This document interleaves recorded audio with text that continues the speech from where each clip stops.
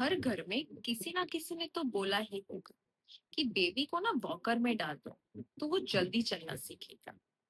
पर मैं आपसे कहूँ कि बच्चे को वॉकर में डालने से वो जल्दी चलना तो नहीं सीखेगा, बल्कि कुछ बेबीज में ये डेवलपमेंट को भी अफेक्ट कर सकता है। और इसी वजह से कई पीडियाट्रिक एक्सपर्ट्स ने और कुछ कंट्रीज में वॉकर को डिस्करेज किया जाता है। तो आज हम इसको फैक्ट के साथ बात करें। क्या बेबी वॉकर सच में डेंजरस है? और क्या वॉकर से पैर टेढ़े हो जाते हैं? और अगर वॉकर यूज नहीं करना तो उसकी जगह पे हम क्या यूज करें? तो अगर ये जानना है तो वीडियो को एंड तक जरूर देखिए। और हो सकता है कि इसे जानने के बाद वॉकर के बारे में आपकी सोच कंप्लीटली अलग हो। Hi everyone, myself Dr. Tisha Solanki, a pediatric physiotherapist. मेरा काम है बेबीज और चिल्ड्रन की मूवमेंट, माइलस्टोन्स और डेवलपमेंट में हेल्प करना। और आज हम एक ऐसे टॉपिक पे बात करने वाले हैं जिसके बारे में ऑलमोस्ट हर पेरेंट कंफ्यूज है।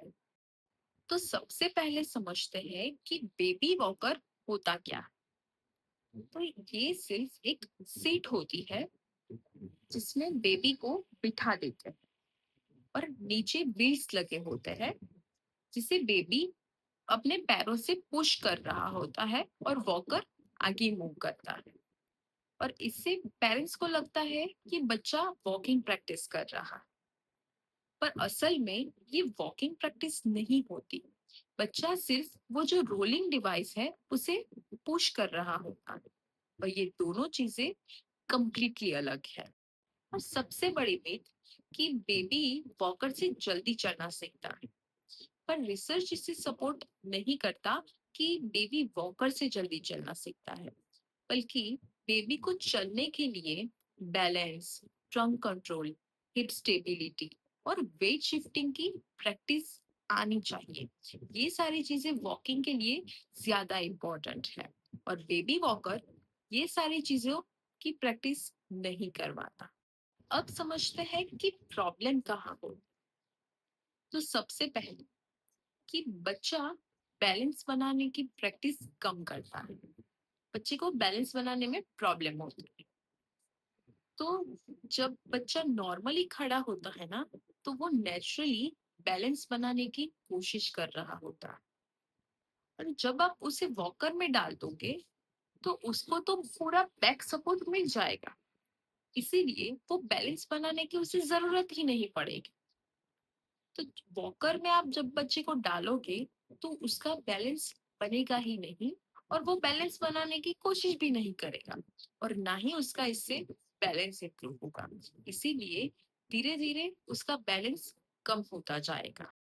अब सेकंड कि रॉन्ग पोस्चर डेवलप हो सकता है। अब जब हमने देखा होगा कि कई बेबीज जब वॉकर में रहते हैं ना, तो वो आगे मूव करने के लिए अपने पूरे पैरों का यूज नहीं करते। कई बच्चे ऐसा करते हैं कि अपने पैरों की जो उंगलियां होती है सिर्फ उसी से वो पुश करते रहते हैं और वॉकिंग करते रहते हैं। और इस वजह से क्या होता है कि हील्स तो ग्राउंड पे टच ही नहीं होगी, और ये चीज टो वॉकिंग की हैबिट को डेवलप कर सकता है। और अगर एक बार बच्चे में ये टो वॉकिंग की हैबिट आ गई तो उसे हमें छुड़ाने के लिए भी बहुत टाइम लग जाता है। अब थर्ड वन कि बेबी इंडिपेंडेंट स्टैंडिंग की प्रैक्टिस कब करता है।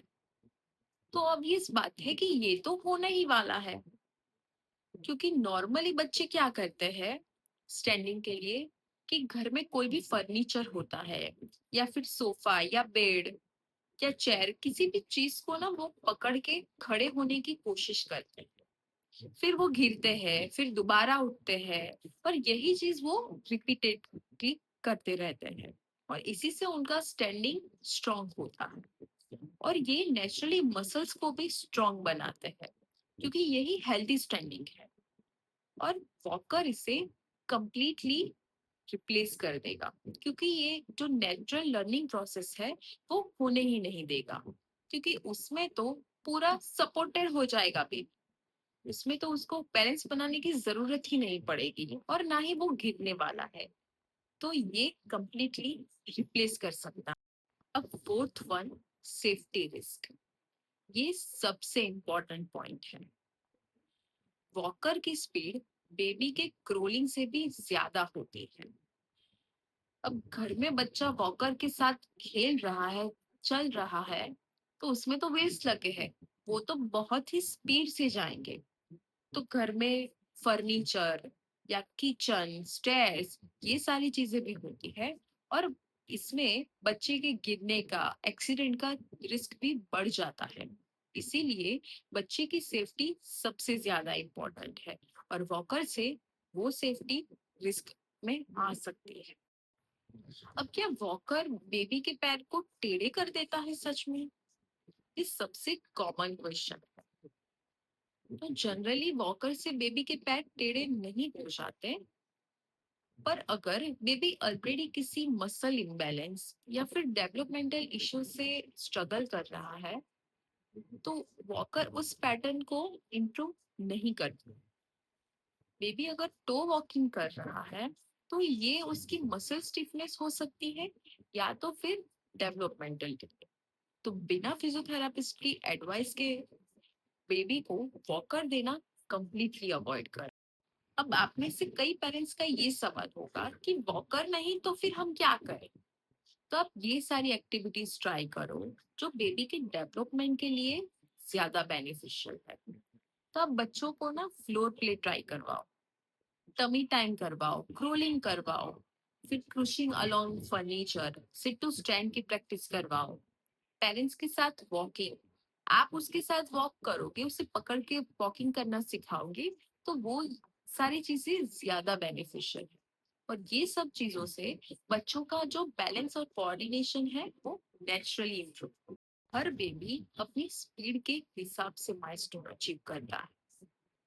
बच्चे को ना सिर्फ इसीलिए वॉकर मत दो कि पड़ोस वाले बेबी ने तो जल्दी वॉक करना स्टार्ट कर लिया है, उससे वॉकर दिया ना तो वो जल्दी जल्दी पैर उठाना स्टार्ट कर दिया है। तो वॉकिंग कोई रेस नहीं है। हेल्दी डेवलपमेंट ज्यादा इम्पोर्टेंट है। बच्चा नेचुरली जो चीजें कर रहा है वो ज्यादा इम्पोर्टेंट है। हमने उसका हेल्दी स्टैंडिंग और हेल्दी वॉकिंग इम्प्रूव करना है, ना ही सिर्फ वो जल्दी जल्दी वॉकर से वॉक करना करे जिसमें वो बैलेंस भी नहीं बना पा रहा, वो हमें नहीं करना है। और अगर 9-10 महीने तक आपकी बेबी का अगर हेल्दी स्टैंडिंग इम्प्रूव नहीं हुआ, या फिर 15 महीने तक बच्चा इंडिपेंडेंटली वॉक करना नहीं स्टार्ट कर रहा, तो एक बार पीडियाट्रिशियन या फिर पीडियाट्रिक फिजियोथेरापिस्ट से असेसमेंट जरूर करवाएं।